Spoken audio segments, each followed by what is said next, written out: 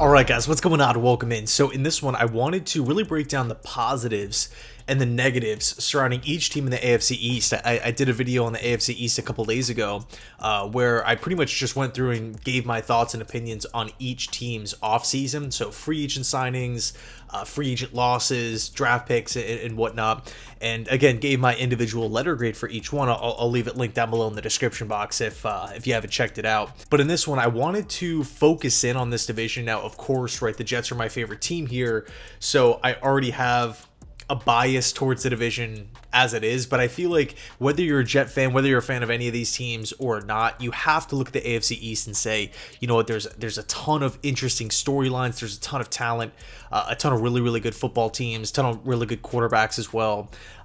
So it's going to be exciting, 100%. I really feel like it's going to be a dogfight in this division for this upcoming season. So I think last AFC East video, we started with the Miami Dolphins first. Let's start with the Buffalo Bills first. So for me, here are the Buffalo Bills positives heading into 2024. I think first things first is we have to talk about the soft reset. The Buffalo Bills are getting younger, they're getting cheaper, and they're getting faster all over the roster. You know, we've seen this time and time again where a team doesn't live up to expectations or a team can't really push on, make a deep playoff run where they're making it to the Super Bowl, and you just kind of feel like the team just ages out, right? Time goes by and it's like before you know it, all these guys are older and you have to part ways. They could have either ran it back with a lot of these different guys, tried to, restructure deals or released players and then signed them back to cheaper contracts to, again, try to run it back with these older veterans. But the Bills said, no, we're going to pivot, right? They didn't wait too long. They didn't go into the season and, try to roll the dice with it again, see if they can knock off Kansas City, see if they can knock off the Bengals in the playoffs. I don't want to say they pulled the plug on it early, but they made a lot of tough decisions, which, on one hand, it sucks. You're losing some leaders, you're losing veteran experience, you're losing playoff experience in a lot of these different guys. I feel like with some of these defensive players, too, that they lost, they're almost losing coaches on the field. Like, that's how smart some of these guys, some of these players are. But, I think the positives here, you're saving a ton of money. I mean, look at the money that the Buffalo Bills saved with not bringing back Poyer, not bringing, releasing Tre'Davious White, releasing Mitch Morse, trading away Stephon Diggs. The Bills are in a position where they kind of took one step back to take two steps forward in the future. Almost like they're getting ahead of the rebuild, right? And how do you do that? You kind of reload. You don't just tear it all down at once, and then it's this slow 3 or 4 year build. They're kind of trying to do it on the fly. And I respect Buffalo for doing that, because not a lot of teams can do that successfully. Not a lot of teams have that self-awareness to say, you know what, now's the time. Teams either wait too long and they hold on, and then they're stuck with a bunch of bad contracts, and they have to, go into a season with a lot of dead money.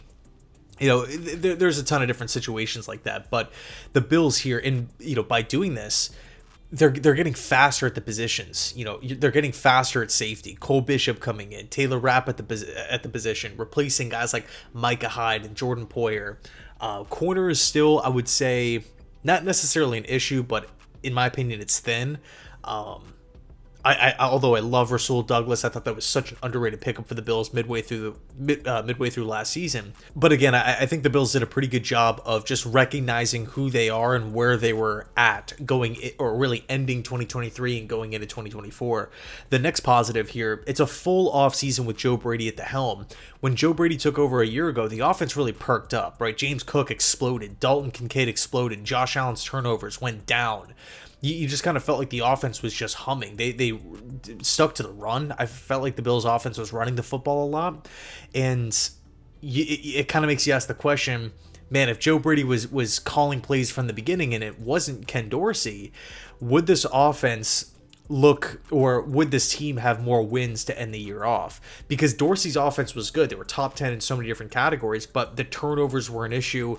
It felt like, although the offense had a lot of positives, although Dorsey brought a lot of positives, the negatives were clear, they were apparent, and they had no answers for, no solutions. So it was just like, this is who we are. week to week to week to week. With Brady, in my opinion, Brady kind of simplified everything, definitely cut the turnovers down as well, which was positive. So with Josh Allen and Joe Brady in the lab this offseason, you kind of want to assume that the offense is going to look similar to the second half of last season, but just a better version of it, like the Joe Brady 2.0 version of the Bills offense. And then of course the last 2 points, it's going to be a top 10 defense and a top 3 quarterback. Whenever you have a top 3 quarterback, you have a chance, right? It doesn't even matter who's on the roster. If you have a guy like Josh Allen, if you have a guy like Pat Mahomes, you're going to be in the mix. That's really just the reality of the NFL.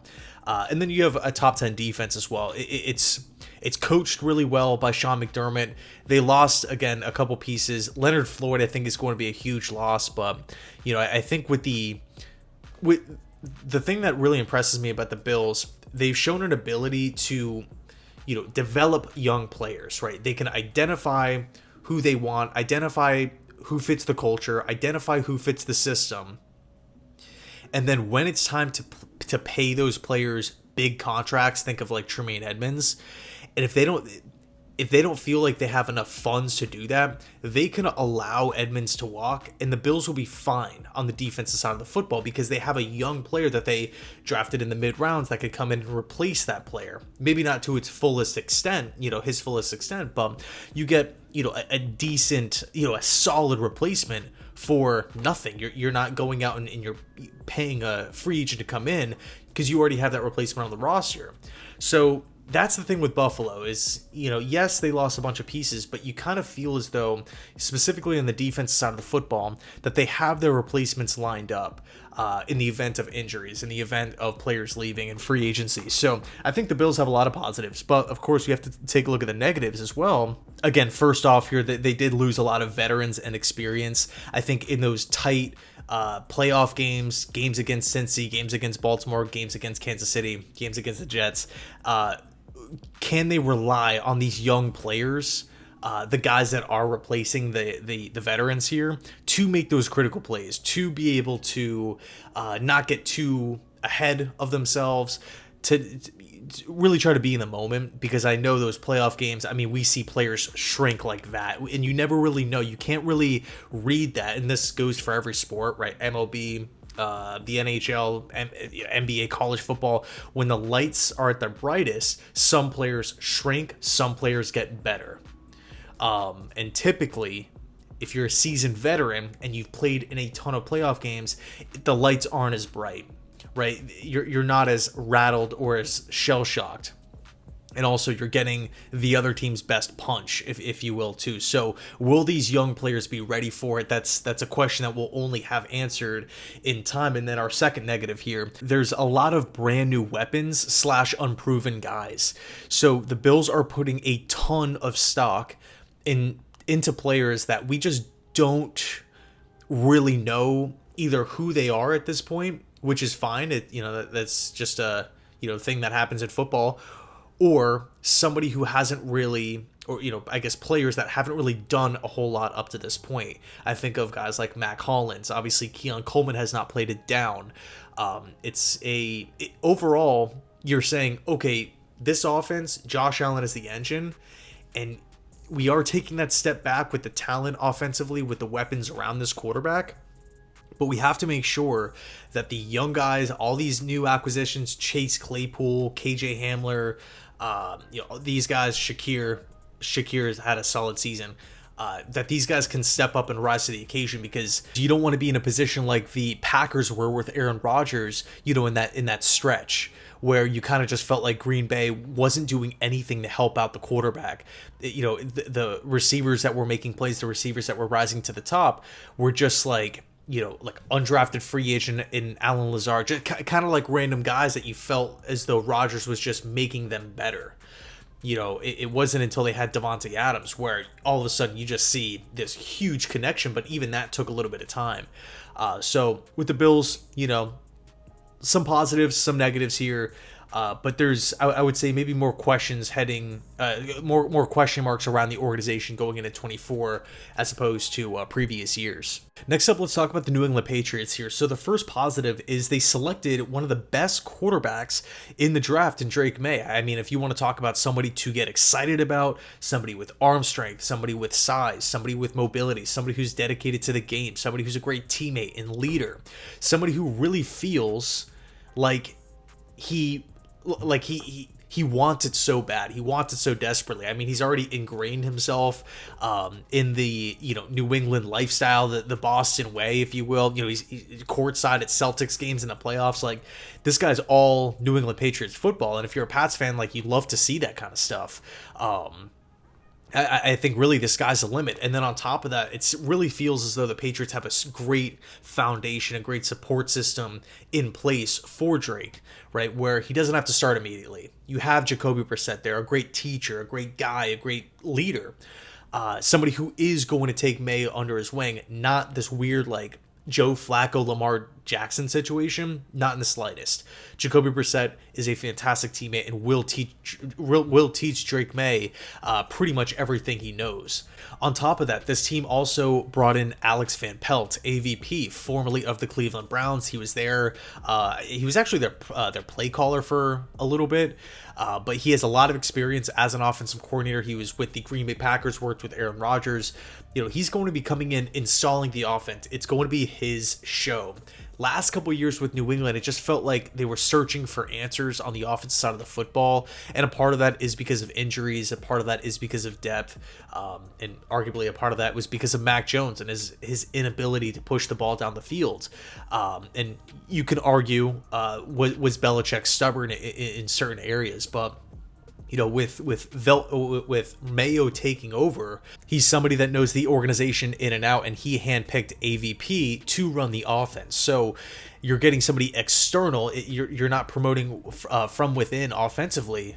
And again, if I'm a Pats fan, I'm really excited about that. I would be happy that we're getting a guy who's worked with quarterbacks, who's had success, who has OC experience, who has play calling experience, somebody who has worked with Jacoby Brissett. So their relationship is already established.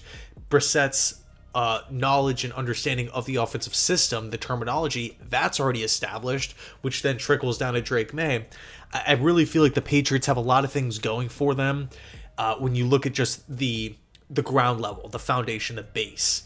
And then last but not least here, it's a free year, and I know that might piss some fans off because it's like, you don't want to go into the season assuming you're going to lose a bunch of games or anything like that. Of course, right? Not saying that the Patriots are going to tank, not at all. But what I am saying is that it's kind of a free year here, right? So if Gerard Mayo goes out there and wins 4 games, if Drake May gets some opportunities and doesn't really look the best, it's all good because there's so much newness, right, all over the organization, from head coach to OC to play caller to, new ideas to quarterback, all these different, a bunch of young draft picks as well. A lot of high upside guys. You kind of feel like, okay, this team has a lot of passes, if you will. They get a lot of warnings. It's not the end all be all if Drake May has a bad stretch of games, or if he doesn't really, if he's not throwing for 300 yards, it's not the end of the world. He's a rookie dealing with in a brand new situation, dealing with a lot of newness. So, if you are a Pats fan, you could essentially look at this season, if you want, as a year where you could almost call it like a big learning experience for everybody involved. That's kind of how I personally looked at the Jets season when Saleh first took over. First time head coach, Mike LaFleur was the OC, first time play caller. They took Zach Wilson up at the top of the draft. So you're just kind of going into these games saying, hey, I just want these guys to fly around the field, give the opponent their best possible shot, and take stuff away. Learn from these games. Learn from the mistakes if there are mistakes. But let's take a look at the negatives here. So obviously with the new coaching staff comes uncertainty. You don't actually know how these guys are going to perform. Everybody's excited. Well, I shouldn't say everybody, but lots of people are typically excited when their team hires a new head coach, right? Because you're moving on from, what was, I would assume, a disappointing season of the previous year. and you're bringing somebody else in, unless it's like a weird situation like the Jets and Adam Gase, I can't really think of many examples where the majority of a fan base is just absolutely fuming and pissed that the team hired a new coach. For the most part, it's all pretty positive, but yet every year we see a handful of guys getting fired. Some of those guys getting fired are relatively newer coaches. So again, it comes with the territory of hiring a new coach. You just don't know what you're going to get. But maybe the Pats have a better understanding because it is a promotion from within. Next up, another negative here. It's a young rebuilding team. And yes, you can maybe spin this as a positive, but I don't, when it comes to a team having a bunch of rookies, again, all this newness, I'm not really expecting them to make a ton of plays. I am expecting a lot of mistakes. So if I was a Pats fan, I would be going into these games not really expecting Drake May to throw for 350, and I'm not expecting this defense to be a top 3 unit in football. I am expecting a lot of mistakes. And then another negative that I felt like is relevant is wide receiver and offensive line depth, more so at offensive line than wide receiver, because at receiver they did go out and draft a bunch of players. But you just and yes, they moved on from Devontae Parker, but it's just a weird room in my opinion. I'd be excited for the rookies, but everybody else I'm just kind of wishy-washy with, but that's just me externally speaking, right? So I think, the Patriots going into 2024, it's going to be a rebuilding team, and with a lot of question marks going into the year. So, for me, I don't think the Pats will make the playoffs, but I think if they could show stuff week to week, if they can gradually get better, that's a win. Next up, Miami Dolphins. Let's talk about the positives first. So they're coming off a season where they were literally the best offense in football, and the core is still there. Tua is still the quarterback. Jalen Waddle's still the receiver. Tyreek Hill's still the receiver, right? They got a couple guys coming back from injury. If I'm a Dolphins fan, I am extremely excited about the explosiveness, about the electricity that Mike McDaniel brings every single Sunday, especially early on in the season. I mean, the offense is no joke. Like, you blink and the ball is already, flying past the linebacker's head on a play action pass from Tua. It's lightning quick. Guys are well coached. They are exactly where they need to be in routes. Tua's eyes, really, I felt like a lot of the times, it doesn't really matter who's playing quarterback. They look like they're being developed. In other words, I think Mike McDaniel's he's an excellent offensive coach. The question, though, of course, is the late season falling apart or the weird losing streaks that this team goes on every single year. But we'll get to the negatives in a second. But yeah, this team has or is literally coming off the best best offense in the NFL, which is something to definitely hang your hat on. Number 2 here, they have one of the top wide receiving rooms in the NFL, arguably the best, right? When you're talking about talent, when you're talking about experience, when you're talking about somebody who can hurt defenses, or a unit that can hurt defenses deep down the field, in the intermediate parts, in the short passing game. Think about it: slants, screens, play action, deep shots down the field, seam routes. This Dolphins offense, I really feel like, can exploit opposing defenses any way they want. And a part of that is because the wide receiving room is just so damn good. You don't know what Tyreek Hill is going to do. He can run for 50 yards down the field and catch a bomb. He can just when Tua snaps the ball, he can literally take one step forward and then look right at the quarterback, catch a screen, and run 50 yards with the football in his hands for a TD. Jalen Waddle, same situation. Stuff over the middle of the field. Who's getting the ball? Misdirection, pre-snap motion. This offense is, it's good, right? Also, they start fast. This Dolphins team, I think Mike McDaniel does a really good job of game planning in the offseason, because I don't think it's a coincidence that this team starts, racks up a lot of wins in September. You kind of feel like every year. I don't know if it's that or if it's, defenses are just rusty, but I feel like at this point, it's just too much of a coincidence to not give the Dolphins credit in that, in that area here. And then last but not least, they had a pretty good draft, in my opinion. They drafted positions of need. Malik Washington, I felt like was a steal. Wide receiver from Virginia, Patrick Paul, could be the team's next franchise tackle if potentially Armstead leaves after this season. And Chop Robinson is, to me, like a boom or bust type of player.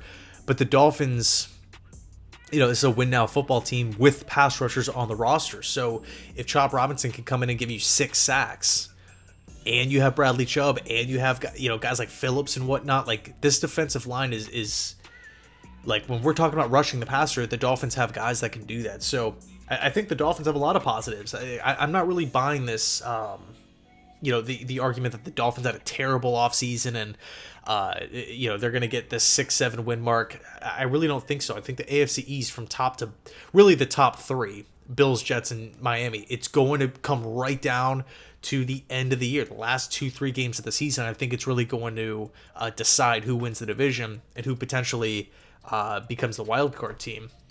Let's look at the negatives here. So they did lose a lot of talent at big positions, right? Christian Wilkins, Robert Hunt, the cornerback position with Xavier Howard. Although they did add Kendall Fuller, they did lose players. Jerome Baker at linebacker. Now, yes, of course, the Dolphins did add to the roster with guys like Jordan Brooks and whatnot, but I don't want to sweep the losses under the rug and say, yeah, it's no big deal that we lost Robert Hunt. He's easily replaceable. Christian Wilkins, easily replaceable. At one point, Xavier Howard was freaking dominant. It's no big deal losing him.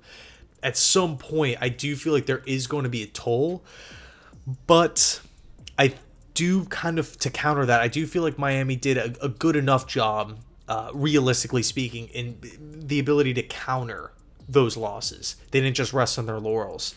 Another big negative is they have a really tough end of the schedule mixed with a history of falling apart. So to end the year, they play the Packers, they play the Jets twice, they play the Browns, the 49ers, the Houston Texans, right? The Packers, Texans, 49ers, and Browns were all playoff teams a year ago, and the Jets expect to be a playoff team this season if everybody stays healthy.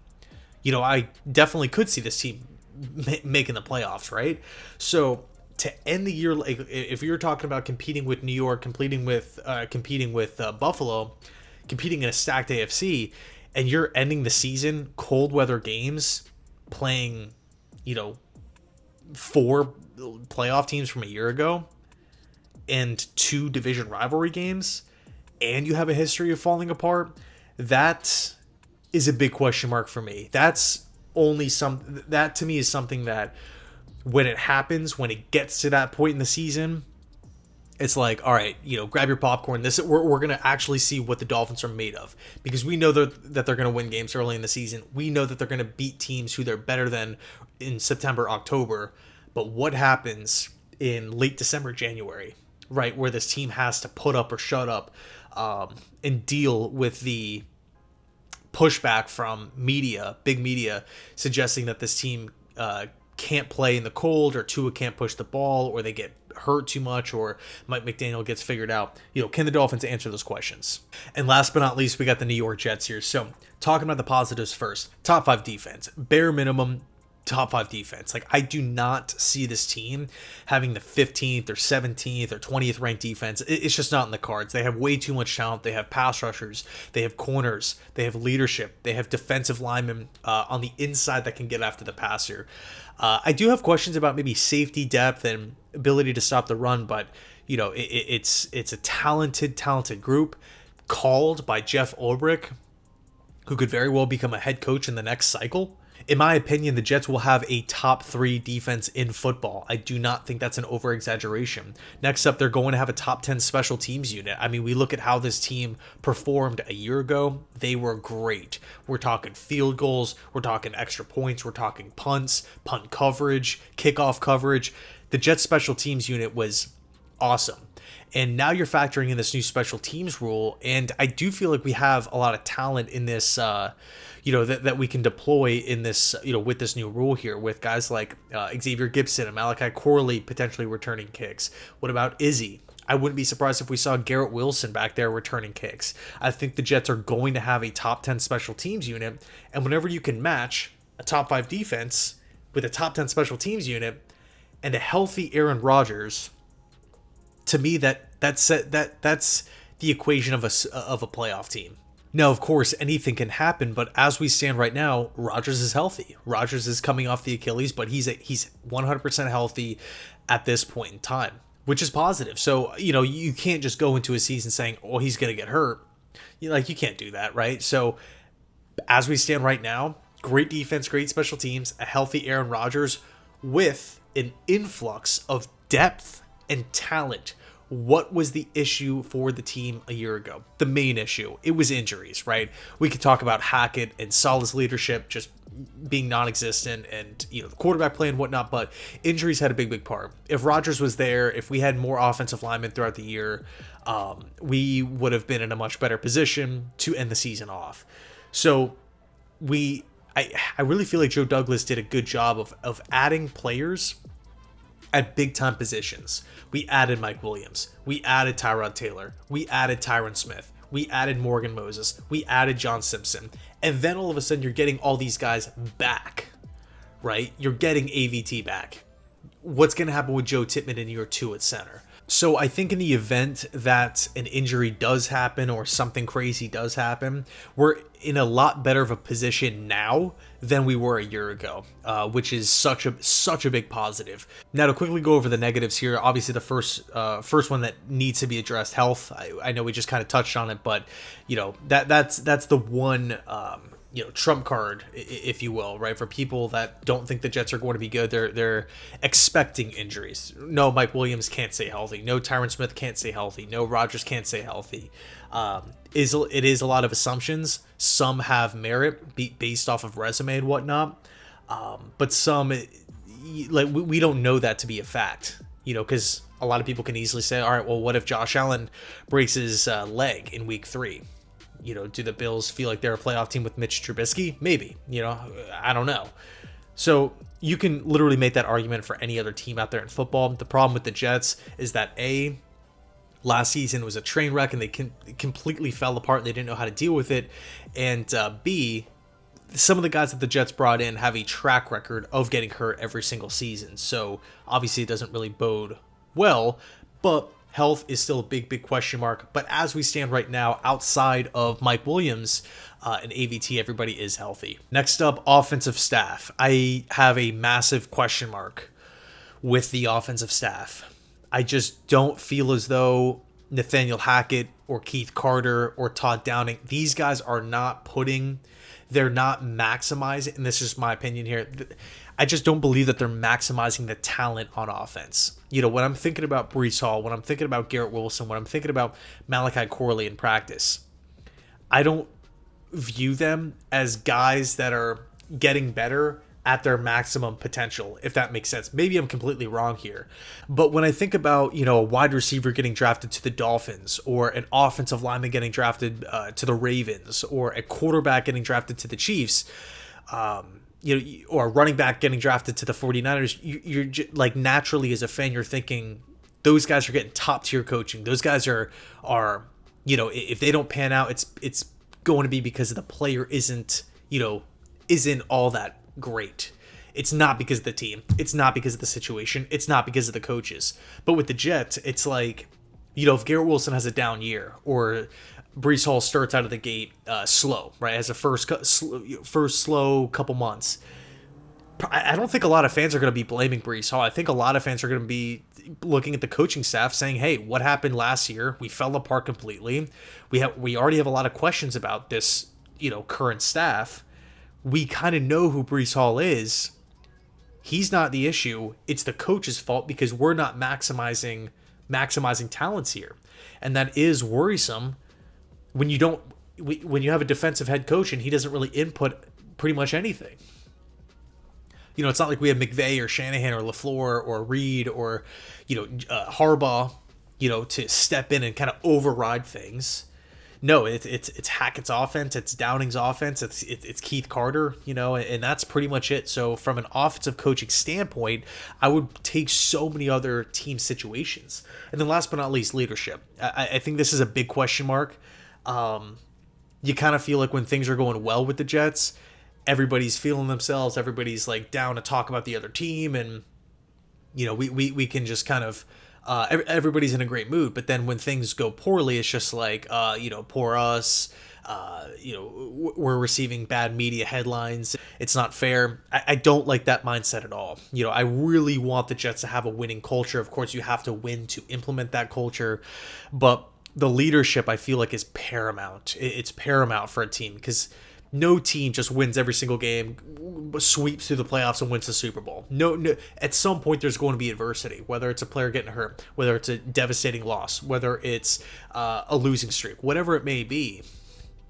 You have to have the leadership to kind of pull through that adversity, and that's something that just did not happen a year ago. You kind of felt like the only bit of leadership was from guys like Quinnen Williams, C.J. Mosley, and Aaron Rodgers from the sidelines, having to fly in from California during his rehab to help this team on the sidelines.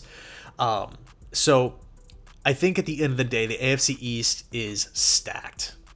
I think there's so many different storylines, and I cannot wait to see how it plays out. Let me know your thoughts down below in the comment section. Thanks so much for watching, and as always, go Jets.